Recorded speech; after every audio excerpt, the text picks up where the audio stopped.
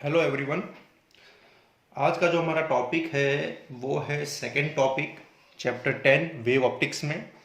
और टॉपिक का नाम है reflection of light on basis of wave theory. तो जैसा कि हमने लास्ट वीडियो में दो इम्पोर्टेंट कॉन्सेप्ट को स्टडी किया, एक था कॉन्सेप्ट ऑफ वेव फ्रंट और दूसरा था ह्यूजेंस प्रिंसिपल। तो वेव फ्रंट का हमने कॉन्सेप्ट पढ़ा कि जो वेव फ्रंट होता है वो आपको बताता है कि किस तरह से वेव मीडियम में प्रोपागेट होगा, और जो ह्यूजेंस प्रिंसिपल है वो आपको वेव फ्रंट के प्रोपागेशन को समझाता है और उससे हमें वेव का प्रोपागेशन भी पता चलता है। तो यहाँ पे बेसिकली जो हम लोग स्टडी कर रहे हैं, रिफ्लेक्शन हम ऑलरेडी पढ़ चुके हैं चैप्टर नंबर 10 में। बराबर, रे ऑप्टिक्स में हमने पढ़ा है, रिफ्लेक्शन भी पढ़ा, रिफ्रैक्शन भी पढ़ा। लेकिन अगर आप बेसिक फर्क एक समझने की कोशिश करें तो ये बेसिक फर्क ऐसा है कि जो चैप्टर नंबर 9 था रे ऑप्टिक्स, उसमें हमने जो रिफ्लेक्शन या जो रिफ्रैक्शन जो फिनोमिना हमने स्टडी की, उसमें हमने पर्टिकुलर लाइट का नेचर हमने एडॉप्ट किया था। जैसा कि मैंने लास्ट वीडियो में भी आपको बताया कि वो जो लाइट का नेचर था वो था रे नेचर, मतलब जिसको बोलते हैं पार्टिकल नेचर। ठीक है, तो पार्टिकल नेचर हमने एडॉप्ट किया था और उसके बेसिस पे हमने ये रे ऑप्टिक्स पूरा पढ़ा, बराबर, जो न्यूटन ने समझाया था। तो बेसिकली एक पर्टिकुलर नेचर को लेकर हम लोगों ने बहुत सारे फिनोमिना को स्टडी किया। लेकिन अब वो जो नेचर है पार्टिकल नेचर, वो नेचर अब हम उसके बारे में बात नहीं कर रहे। यहाँ पे मैंने वीडियो के स्टार्टिंग में ही बताया था इंट्रोडक्शन में कि यहाँ पे हम जो लाइट का नेचर एडॉप्ट कर रहे हैं या जो समझ रहे हैं वो है वेव नेचर, और ह्यूजेंस की जो वेव थ्योरी है वो उसी पे काम करती है। तो यहाँ पे लाइट जो है वो एज अ वेव या फिर as a in form of wave front, ये यहाँ पे लाइट ट्रैवल करती है, बराबर, और वो रिफ्लेक्ट भी होगी और रिफ्रैक्ट भी होगी। तो ह्यूजेंस ने बेसिकली ये वेव फ्रंट के कॉन्सेप्ट के ऊपर और वेव थ्योरी के ऊपर, मतलब लाइट के वेव नेचर को लेकर ह्यूजेंस ने ये दोनों थ्योरी, दोनों फिनोमिना, जो लाइट की फिनोमिना, एक रिफ्लेक्शन है और एक दूसरा रिफ्रैक्शन है, और उसके लॉज भी जो हमने पढ़े थे उनको प्रूव किया। और हम आज उसी फिनोमिना को स्टडी करने वाले, लेकिन हमारे जो समझाने का जो तरीका है वो वेव थ्योरी होगी। तो यहाँ पे टाइटल है reflection of light on basis of wave theory, या आप ऐसा भी बोल सकते हैं reflection of light on basis of concept of wave front. ठीक है, तो चलो सबसे पहले फिगर को समझने की कोशिश करते हैं और फिर हम इसके लॉ को डिराइव करेंगे और देखते हैं कि किस तरह से वेव थ्योरी की मदद से हम लोग रिफ्लेक्शन ऑफ लाइट को प्रूव कर सकते हैं। चलिए, तो यहाँ पे आप देख सकते हैं कि एक ए बी सरफेस यहाँ पे हमने ड्रॉ किया हुआ है। तो ए बी जो है वो रिफ्लेक्टिंग सरफेस है, आप उसको मिरर समझ लीजिए। ठीक है, और यहाँ पे जैसे रेज, हम जैसे 9 चैप्टर में क्या ड्रॉ करते थे कि भाई लाइट के 3-4 रेज है जो मिरर पे आ रहे हैं और टकरा के बाउंस बैक हो रहे हैं, उसी तरह से यहाँ पे एक वेव फ्रंट हमने ड्रॉ किया हुआ है। वेव फ्रंट का नाम है पी क्यू, और ये जो वेव फ्रंट है वो एक प्लेन वेव फ्रंट है, बराबर। और एट टाइम टी बराबर 0 पे ये जो प्लेन वेव फ्रंट है, मतलब कि इंसिडेंट वेव फ्रंट है, वो ए बी वाली रिफ्लेक्टिंग सरफेस के ऊपर स्ट्राइक हो रहा है। ठीक है, अब यहां पे सिचुएशन कुछ ऐसी है, इसको थोड़ा इमेजिन करने की कोशिश करना कि यहां पे इस वेव फ्रंट के ऊपर, आपको पता है कि वेव फ्रंट में क्या होता है, वेव फ्रंट में जितने भी पार्टिकल्स होते हैं ना, बराबर, वो सभी सेम फेज में होते हैं, बराबर। और उसमें से जो प्लेन पास हो रहा है उसको हम वेव फ्रंट बोलते हैं, अगर आप डेफिनेशन को ध्यान से याद करो, बराबर। तो ये P जो पार्टिकल है सबसे पहला, वो एट टाइम t बराबर 0 पे इस सरफेस के ऊपर स्ट्राइक हुआ। अभी टाइम t बराबर 0 है और इसमें P वाला जो पार्टिकल है वो सरफेस के ऊपर स्ट्राइक हुआ, लेकिन अभी Q वाला स्ट्राइक हुआ नहीं है। Q वाला जो है ना वो इतना दूर है, देखो कितना दूर है, ये जो डिस्टेंस है ना इतना दूर है। ठीक है, तो Q वाला भी स्ट्राइक नहीं हुआ। तो जैसे P वाला जो पार्टिकल है, P पार्टिकल है, वो सरफेस AB पे स्ट्राइक हुआ तो P में से सेकेंडरी वेव्स निकलेंगे। हमने ह्यूजेंस प्रिंसिपल पढ़ा था, बराबर, कि वो दैट जो पार्टिकल है वो सभी सेकेंडरी सोर्स बन जाते हैं, बराबर। तो ये जो P है वो सेकेंडरी सोर्स बनेगा और यहाँ पे स्पेरिकल वेव्स निकलेंगे। तो P में से स्पेरिकल वेव्स निकलेंगे, बराबर। तो P में से स्पेरिकल वेव निकल रहे हैं, तो मैं यहाँ पे P में से स्पेरिकल वेव बना रहा हूं, जो थोड़े टाइम के बाद वो, मतलब पहले छोटा होगा, ऐसे निकलेगा, बराबर, फिर वो थोड़ा आगे जाएगा, बड़ा होगा, बराबर, मतलब क्योंकि पी से दूर जाएगा, ट्रैवल करेगा। तो मैं थोड़े टाइम के बाद का एक स्फेरिकल वेव बना रहा हूँ, जो मैंने यहाँ पे इस तरह से बना दिया। तो पी में से एक स्फेरिकल वेव निकला जो हमने यहाँ पे ड्रॉ कर लिया। अब पी और क्यू के बीच में मैं ऐसे 2-3 पार्टिकल और ड्रॉ कर रहा हूँ, बराबर। इसको समझने की कोशिश करना, एक यहाँ पे ड्रॉ कर रहा हूँ, एक यहाँ पे ड्रॉ कर रहा हूँ, यहाँ पे ड्रॉ कर रहा हूँ, ठीक है। ये सभी उस वेव फ्रंट के पार्टिकल है, बराबर। तो पी टकराया और पी में से सेकेंडरी वेव निकला। फिर थोड़े टाइम के बाद ये वाला पार्टिकल टकराया, तो इसमें से सेकेंडरी वेव निकला और यहाँ पे इस तरह से ट्रैवल करने लगा। फिर ये वाला पार्टिकल टकराया, तो इसमें से सेकेंडरी वेव निकला और ट्रैवल करने लगा। और सबसे लास्ट में ये डिस्टेंस ट्रैवल करने के बाद, कितना डिस्टेंस, तो वेलोसिटी मल्टीप्लाई बाय टाइम, इतना ट्रैवल करने के बाद ये जो क्यू वाला है ना, वो यहां पे टकराएगा। तो इसमें से स्फेरिकल वेव निकलेंगे, ठीक है। तो देखो इस तरह से सबसे पहले अब इसको समझने की कोशिश करो कि ये मेरा हाथ देख लीजिए, ये वेव फ्रंट है, बराबर। अब इसके ऊपर बहुत सारे पार्टिकल, जैसे ये पी है, ये दूसरा यहाँ पे एक और है, एक यहाँ पे है, और एक यहाँ पे क्यू है हमारा, ये हमारा क्यू है और ये हमारा पी है, ठीक है। थोड़ा समझने की कोशिश करना, इसको इमेजिन करने की। सबसे पहले ये मान लो सरफेस है, रिफ्लेक्टिंग सरफेस है। अब ऐसे इस तरह से वेव स्ट्राइक हुआ, इस तरह से, बराबर। अब ध्यान से देखने की कोशिश करो, इस तरह से वेव स्ट्राइक हुआ, तभी देखो पी पॉइंट जो है वो जो पी पॉइंट है ना, वो सिर्फ इस सरफेस के ऊपर टच हो रहा है, क्यू पॉइंट हवा में, बराबर। इसको समझने की कोशिश करो, इस तरह से ये क्यू पी पॉइंट इस तरह से टकराया और पी जैसे सरफेस के ऊपर स्ट्राइक हुआ तो उसमें से सेकेंडरी वेव निकलने स्टार्ट हो गए, बराबर। तो जब P इस सरफेस पे स्ट्राइक होगा तो उसमें से सेकेंडरी वेव निकलेंगे। सबसे लास्ट में Q वाला वेव टकराएगा। तो जिस मोमेंट पे Q वाला वेव यहां पे स्ट्राइक होगा, उस टाइम पे जो P में से जो वेव निकला था वो इतना डिस्टेंस ट्रैवल करके आगे बढ़ चुका होगा। मतलब मैं अगर इस वेव को थोड़ा और अच्छे से ड्रॉ करूं, बराबर, ऐसे ऐसे ड्रॉ करूं, बराबर, तो P में से निकला हुआ जो वेव है ना, वो P में से निकला हुआ वेव यहां दूर तक पहुंच चुका होगा।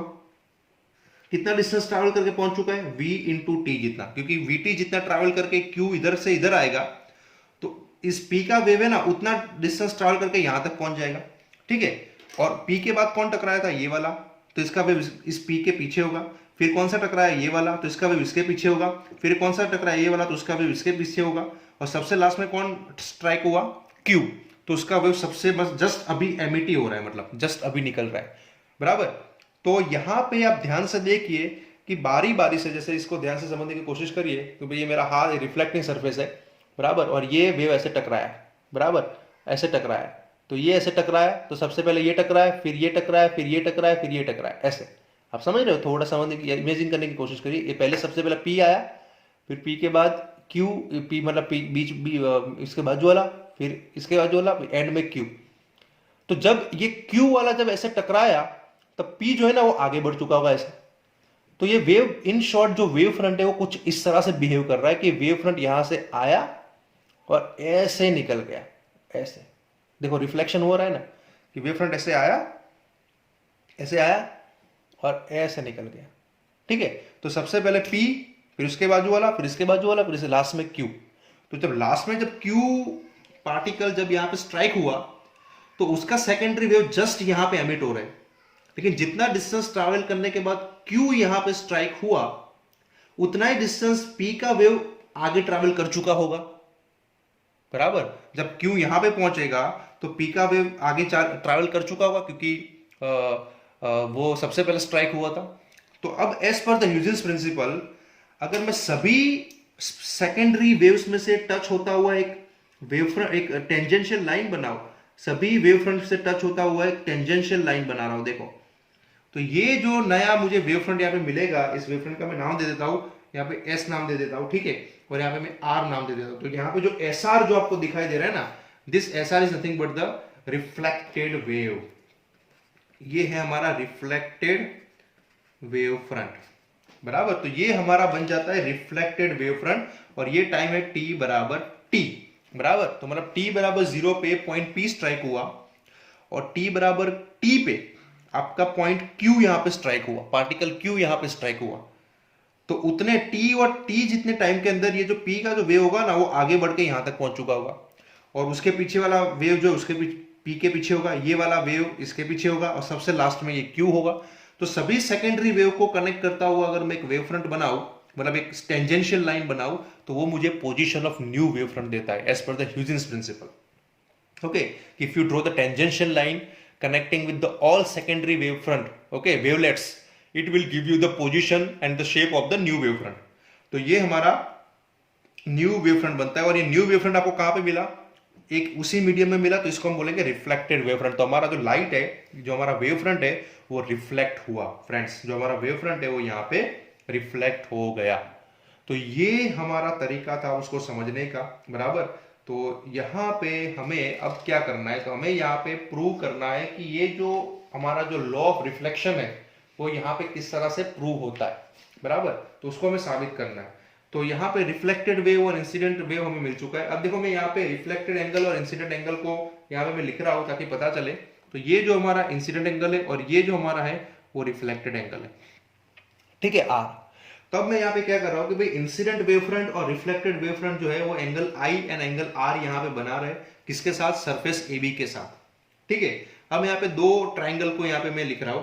तो मैं ट्राइंगल की बात करूंगा, ट्राइंगल पी एस आर, देख लीजिए, पी एस आर मतलब ये वाला रिफ्लेक्टेड वेव फ्रंट, ओके। और जो दूसरा ट्राइंगल है वो है ट्राइंगल पी क्यू आर। ये दोनों ट्राइंगल सेम है और दोनों की क्यू और एस की जो वैल्यू, क्योंकि ये प्लेन वेव फ्रंट है तो इनकी वैल्यू जो है वो π/2 है। एंगल जो है यहाँ पे π/2 बनता है, ठीक है, यहाँ पे और यहाँ पे, एस पे और क्यू पे, ठीक है। यहाँ पे एंगल π/2 बनता है फ्रॉम द फिगर, बराबर। दूसरी एक इंपॉर्टेंट फैक्ट कि जो पी आर की, सॉरी, आर क्यू की वैल्यू है और जो एस पी की वैल्यू है, दोनों वीटी वीटी है। v मतलब velocity of the wave, t मतलब टाइम, तो वेलोसिटी मल्टीप्लाई बाय टाइम मतलब डिस्टेंस हो गया। इतना डिस्टेंस ट्रैवल करने के बाद ये स्ट्राइक होगा q वाला, और जितना डिस्टेंस ट्रैवल करने के बाद q ए बी सरफेस पर स्ट्राइक होगा, उतने ही डिस्टेंस ट्रैवल करके p का वेव आगे बढ़ चुका होगा मीडियम में, ठीक है। और ये देखो मीडियम एक ही है, सेम साइड है दोनों, इस मीडियम के सेम साइड में, मतलब दोनों मीडियम, ये भी मीडियम 1 पे आ रहा है, इंसिडेंट वेव फ्रंट भी मीडियम 1 में है, मीडियम 1 में है, और रिफ्लेक्टेड वेव फ्रंट भी मीडियम 1 में, बराबर। तो ये वेव जो है ना रिफ्लेक्ट हुआ है यहाँ पे। अब यहाँ पे जो PS है और जो दूसरा मैंने लिखा वो है आपका QR, ये दोनों की वैल्यू है VT, ठीक है। तो इससे ये पता चलता है कि यहाँ पे देखो एक ट्राइंगल है जिसके एक एंगल सेम है, ये दोनों के एंगल सेम है, और दोनों की जो दो साइड है ना, ये एक एक साइड वो भी सेम है। तो जो दोनों एंगल है ना, कौन से दोनों एंगल? ट्राइंगल PSR, ठीक है, और दूसरा कौन सा है? Triangle PQR। ये जो दोनों ट्राइंगल है, ये दोनों जो है वो कॉन्ग्रुएंट है। ये दोनों जो ट्राइंगल है ना वो कॉन्ग्रुएंट ट्राइंगल है, क्योंकि दोनों के साइड सेम है और एंगल भी सेम है, ठीक है। तो दोनों कॉन्ग्रुएंट ट्राइंगल है। और अगर कॉन्ग्रुएंट ट्राइंगल है तो जो हमने एंगल यहाँ पे लिखा हुआ है, कौन सा एंगल? एंगल है हमारा QPR, मतलब ये वाला एंगल, QPR मतलब ये वाला angle, is equal to angle SRP, मतलब ये वाला एंगल, SRP मतलब ये वाला एंगल, ये दोनों सेम होंगे। और QPR की वैल्यू कितनी है? QPR की वैल्यू है एंगल I, और इसकी वैल्यू कितनी है? Angle R। मतलब यहां पे क्या लिख सकते हैं हम? Angle of incidence is equal to angle of reflection. तो angle of incidence is equal to angle of reflection. यहां पे हमने ये प्रूव किया, बराबर, I बराबर R, जो कि हमारा लॉ है रिफ्लेक्शन का।